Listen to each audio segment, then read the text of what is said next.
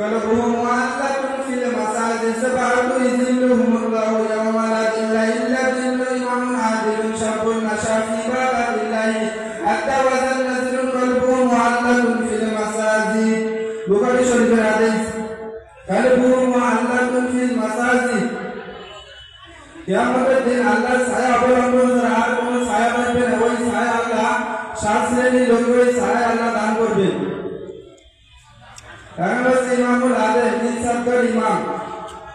2 নম্বর হচ্ছে ওই যুবক যৌবন অবস্থায় আল্লাহর ইবাদতে কাটিয়েছে। 1 নম্বর হচ্ছে ন্যায়পরায়ণ শাসক।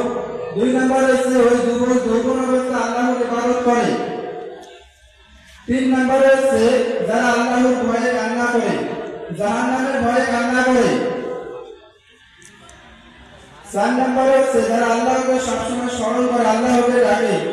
বুখারী শরীফের মধ্যে, হাদিস শরীফের মধ্যে আছে 4টা জিকির, সুবহানাল্লাহ, আলহামদুলিল্লাহ, আল্লাহু আকবার, লা ইলাহা ইল্লাল্লাহ। এই 4টা জিকির যারা দৈনন্দিন করবে, প্রতিনিয়ত যারা এই 4টা জিকির করবে, আল্লাহ রাব্বুল আলামিন বলেন এই 4টা জিকির যে বান্দা আমার করবে, নবীগণের আগে এবং ওলিগণের আগে আমি আল্লাহ ওই বান্দাকে হাসতে হাসতে জান্নাতুল ফেরদাউস দিয়ে দেব। সুবহানাল্লাহ বলেন। এই 4টা জিকিরের কত দাম? সুবহানাল্লাহ, আলহামদুলিল্লাহ, আল্লাহু আকবার, লা ইলাহা ইল্লাল্লাহ। সুবহানাল্লাহি ওয়া বিহামদিহি সুবহানাল্লাহিল আলিয়্যিল আযীম।